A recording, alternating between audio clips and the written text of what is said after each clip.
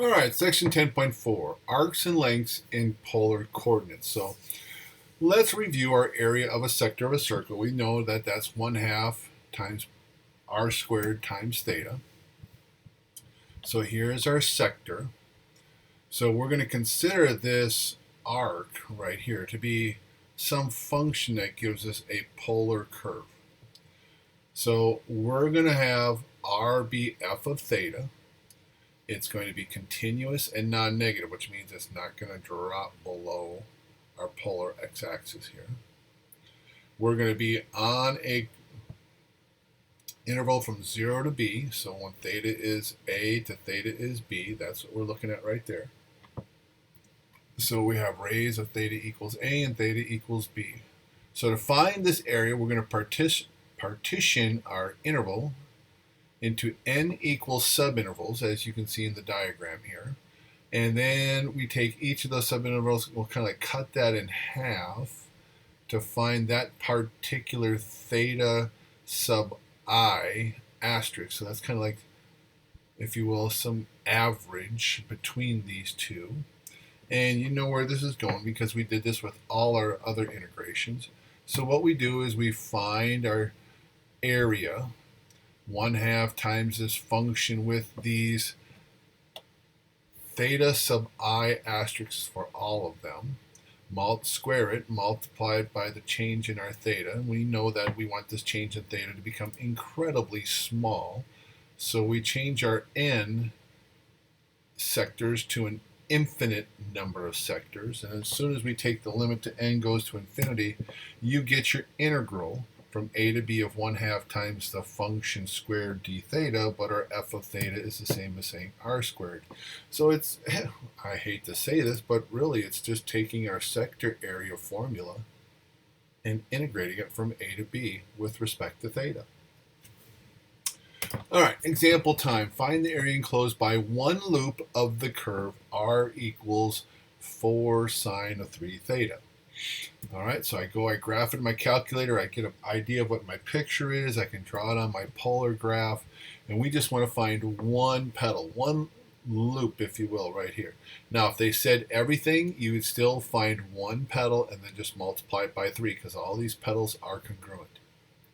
So what we have to do is we have to find, we know for sine it starts at the origin, we got to find out when do we get back to here.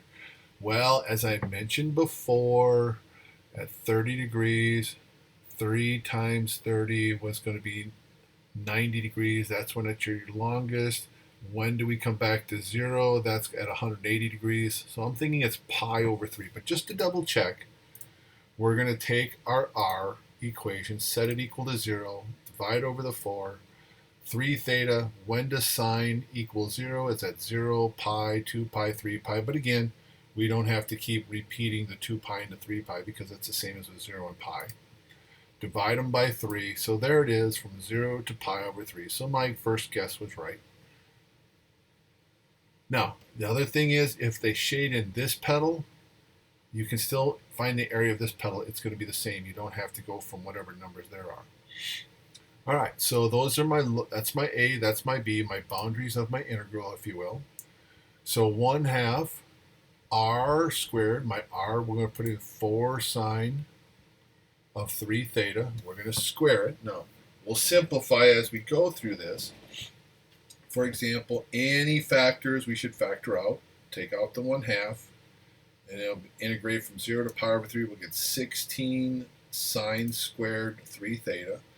Okay, factor out the 16 to the front. That's going to make it an 8. All right. Oh, wait a minute. We don't want sine squared here. Remember, we got to have that. Our sine squared theta is equal to 1/2 times 1 minus cosine of 2 theta. So we're going to substitute this in. Now remember that we got to multiply 3 to the 2 theta. So 1/2 times 1 minus cosine 3 times my 2 theta will be my new function here. And again, let's take the half, factor it out. So half of 8 is 4.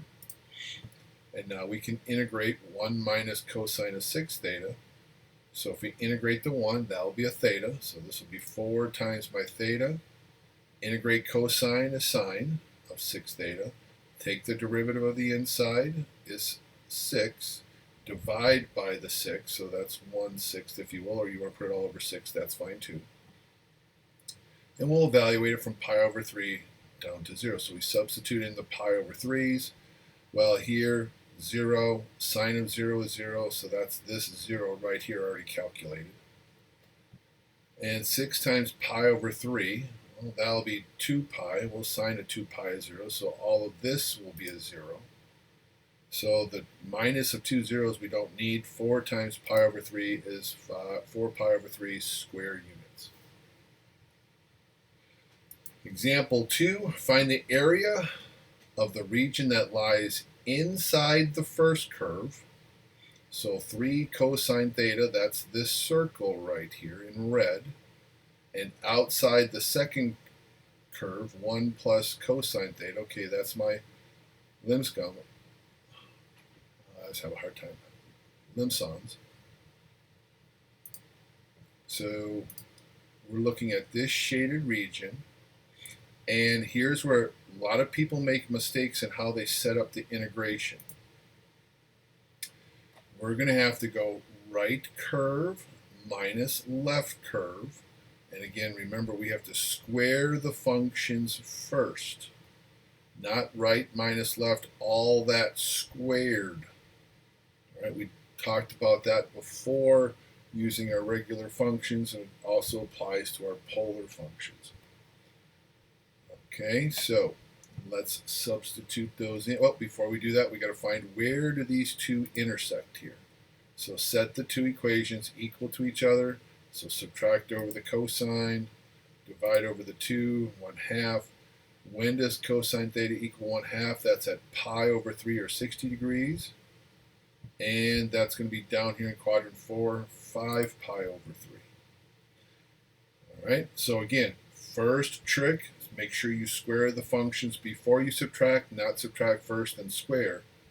Second mistake, these are not the two boundaries. This is not A, this is not B. Here is pi over 3. If I put in 5 pi over 3, yes, it'll give me this line, but that would be integrating this direction, and none of this over here on the left is shaded. So 5 pi over 3 has to become negative pi over 3. Same location, but now starting here, we'll start to integrate right minus left in this direction. These are going to be my theta partitions right here. So our area will be the integral from negative pi over 3 to pi over 3, 1/2 times 3 cosine theta squared, minus 1 plus cosine theta, all that squared, d theta. Now, to make life easier, these two are symmetrical to that polar axis. So thinking about changing our lower bound to 0 and doubling the upper half, we can simplify this even further. That way our lower bound is 0, which makes evaluations easier, and then 1/2 times the 2 cancel each other out, and we can work with what we have right here. So we're going to have 9 cosine squared theta minus, okay, 1 squared, so minus 1, minus 2 cosine theta minus cosine squared. We've got to FOIL this out, then distribute the negative. So there it is. Oh, wait a minute. Minus cosine squared theta, combine it here, 8 cosine squared theta. Oh, wait a minute. We've got to substitute this cosine squared theta out, just like we did with sine squared earlier.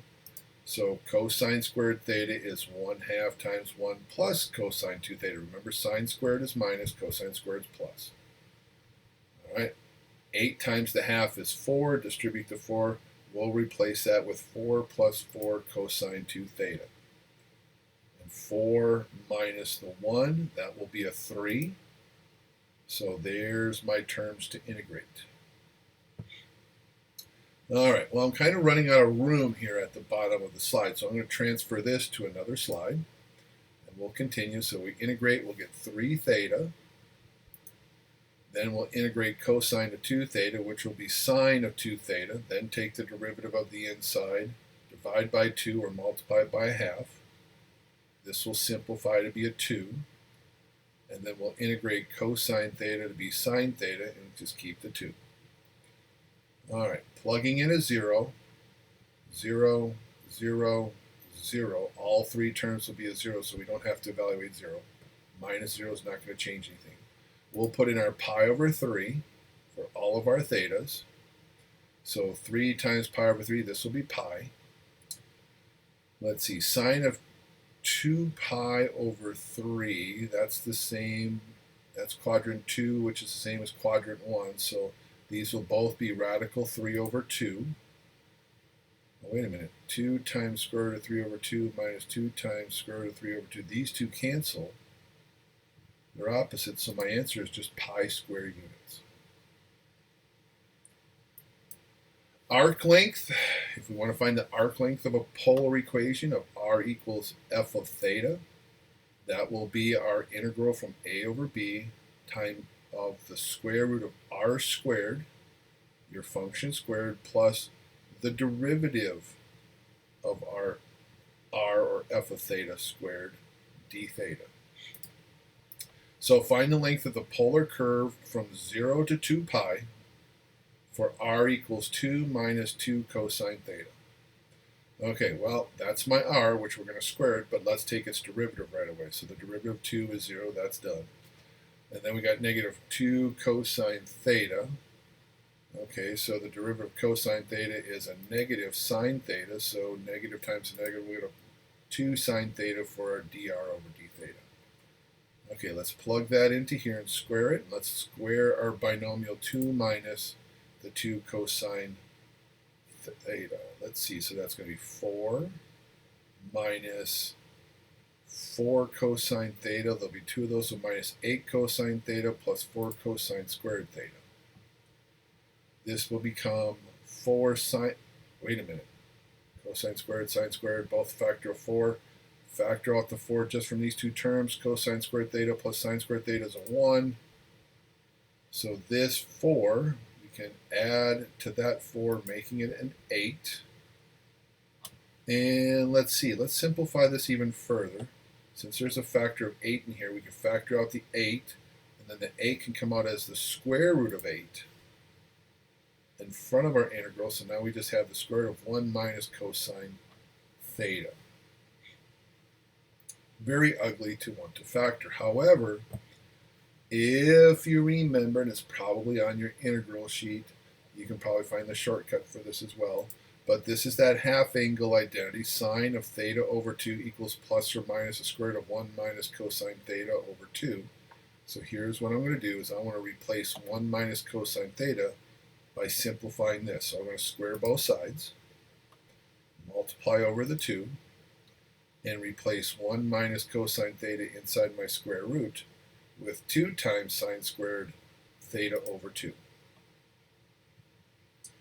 Okay, wait a minute. Let's clean this up. And factor out this 2 as the square root of 2, which multiplies to the square root of 8, which will probably become the square root of 16, and we can call that a 4. Then the square root of the sine squared, well, that cancels out. So sine of theta over 2 d theta. So we can integrate this. So that'll be 4 times, okay, if we integrate sine of theta, that's negative cosine theta. So negative cosine theta over 2. The derivative of theta over 2 is 1/2. Dividing by 1/2 is like multiplying by 2. That's where this 2 comes from. And so again, we can factor the negative 2 out to the 4, make that negative 8. Then we'll substitute in the 2 theta. So cosine of 2 pi over 2, that becomes pi. So cosine of pi is negative 1, minus cosine of 0, which is minus 1. So negative 8 times now a negative 2 becomes a positive 16 units. There's the length of our polar curve.